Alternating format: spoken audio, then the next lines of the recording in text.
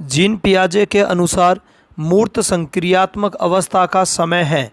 Option A 0 से 2 वर्ष, option B 2 से 7 वर्ष, ऑप्शन सी 7 से 11 वर्ष, ऑप्शन डी 11 से 15 वर्ष और ऑप्शन ई में है अनुत्तरित प्रश्न। तो इस प्रश्न का जो राइट आंसर है वो हो जाएगा ऑप्शन सी 7 से 11 वर्ष, है ना। जीन पियाजे ने जो अवस्थाएं बताई थी, 4 अवस्थाएं, संवेदी पेशी अवस्था, ठीक है, मूर्त संक्रियात्मक अवस्था, अमूर्त संक्रियात्मक अवस्था, औपचारिक अवस्था। तो इनमें से जो मूर्त संक्रियात्मक अवस्था का जो काल है या जो समय है वो होता है अपने 7 से 11 वर्ष का। अगला प्रश्न है, डिसलेक्सिया मुख्य रूप से ... की समस्या से संबंधित है? मतलब डिसलेक्सिया जो एक मनोवैज्ञानिक जो बीमारी है, इस बीमारी का संबंध किससे है या इस बीमारी में क्या होता है?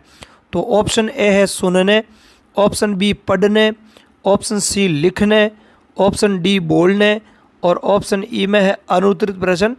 तो डिसलेक्सिया में क्या होता है, व्यक्ति ठीक से पढ़ नहीं पाता है, जबकि जो डिस्ग्राफिया होता है उसमें ठीक से व्यक्ति लिख नहीं पाता है।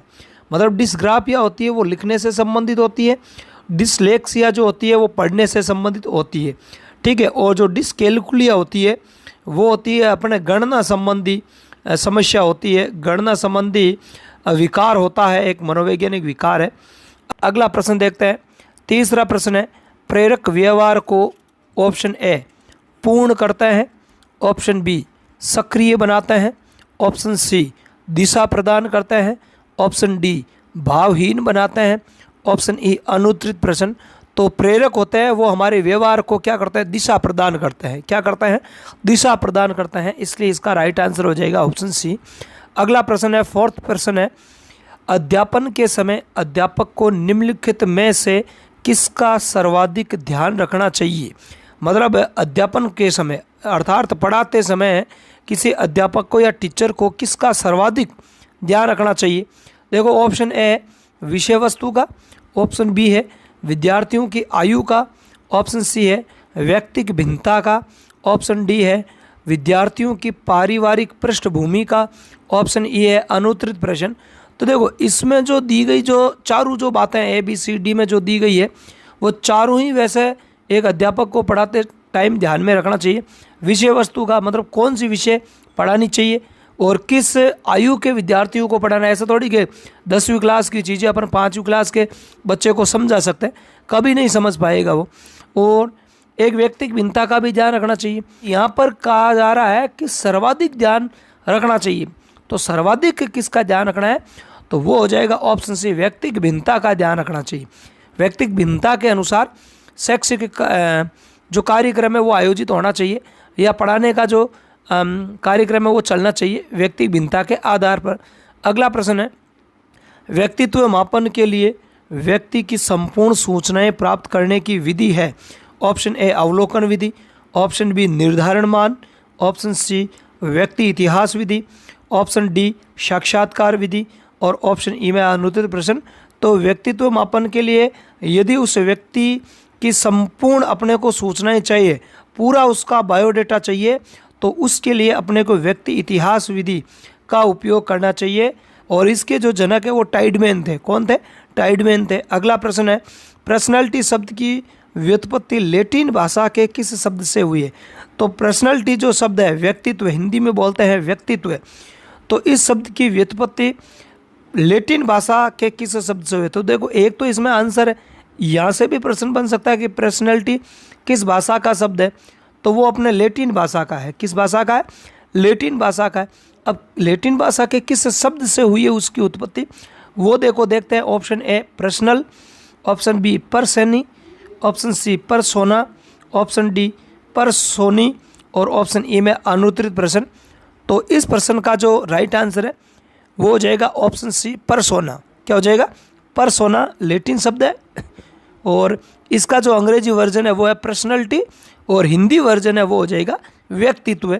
अगला प्रश्न है 7वां, किसने कहा कि बुद्धि सीखने की योग्यता है? मतलब ये बात किसने कही थी कि जो बुद्धि होती है वो सीखने की योग्यता है? Option A William Stern, option B William McDougall, option C Rex Knight, option D Buckingham और ऑप्शन ई में है अनुत्तरित प्रश्न। तो इसका जो राइट आंसर है वो हो जाएगा ऑप्शन डी बकिंगम। अगला प्रश्न है, जड़ बालकों की बुद्धि लब्धि होती है, मतलब जो जड़, मूड, मूर्ख, है ना, सामान्य, सृजनशील, ये जो इस प्रकार के जो बालक होते हैं इनकी बुद्धि लब्धियाँ अलग अलग होती है। और बुद्धि लब्धि के लिए एक सूत्र भी है जो टर्मन ने दिया था बुद्धि लब्धि ज्ञात करने का, ठीक है। तो यहाँ पे ऑप्शन देखते हैं, ऑप्शन ए 70 से कम, ऑप्शन बी 25 से कम, ऑप्शन सी 25 से 50 के बीच, ऑप्शन डी 80 से 90 के बीच और ऑप्शन ई में अनुत्तरित प्रश्न। तो जड़ बुद्धि बालक होता है उनकी जो बुद्धि लब्धि होती है वो 25 से कम होती है, क्योंकि ठीक है, क्योंकि जड़ से ही शुरुआत हो, जड़, मूड, मूर्ख, हाँ, ये क्रम चलता है नीचे से ऊपर की ओर। अगला प्रश्न है, प्रगतिशील परिवारों के बच्चों में अपेक्षाकृत कौन सा प्रेरक अधिक प्रबल होता है। मतलब जो प्रगतिशील जो परिवार है, जो विकासशील परिवार है, मतलब जो मीडियम रेंज के परिवार अपन कह सकते हैं, न ज़्यादा गरीब है न अमीर है, प्रगतिशील परिवारों की श्रेणी में आते हैं। तो ऐसे परिवारों के बच्चों में अपेक्षाकृत कौन सा प्रेरक है वो ज़्यादा होता है उनमें। ऑप्शन ए देखो संबंधन, ऑप्शन बी जिज्ञासा, ऑप्शन सी आक्रामकता, ऑप्शन डी उपलब्धि और ऑप्शन ई में अनुत्तरित प्रश्न। तो इसका जो राइट आंसर है वो हो जाएगा ऑप्शन डी उपलब्धि, क्योंकि इस प्रकार के जो बच्चे हैं वो ज़्यादा उपलब्धि चाहते हैं, है ना। हाँ, क्योंकि इनका परिवार प्रगतिशील होता है और वो अपने परिवार को विकसित परिवार की ओर ले जाना चाहते हैं, तो ये उपलब्धि ज़्यादा चाहते हैं। अगला और आज का लास्ट प्रश्न है, प्रतिभाशाली बच्चों के लिए आवश्यक है। तो प्रतिभाशाली बच्चों के लिए क्या आवश्यक है, देखो ऑप्शन ए है उन्हें विशिष्ट योग्यता हेतु विशेष अवसर दिए जाए, ऑप्शन बी उन्हें साधारण होने की अनुभूति कराई जाए, ऑप्शन सी उन्हें लगातार पुरस्कार दिए जाएं और ऑप्शन डी इनमें से सभी और ऑप्शन ई में अनुत्तरित प्रश्न। इसका जो राइट आंसर है वो हो जाएगा ऑप्शन डी इनमें से सभी, क्योंकि यहाँ पे जो तीनों बातें हैं वो लगभग सही है। तो यहाँ पे अति आवश्यक या सर्वाधिक आवश्यक नहीं पूछा है। यदि सर्वाधिक आवश्यक पूछता तो ऑप्शन ए राइट होता कि उन्हें विशिष्ट योग्यता है तो विशेष अवसर दिए जाने चाहिए, पर सर्वाधिक आवश्यकता नहीं है, नॉर्मल क्वेश्चन है, इसलिए इसका आंसर भी नॉर्मल हो जाएगा इनमें से सभी। तो इस क्लास में इतना ही।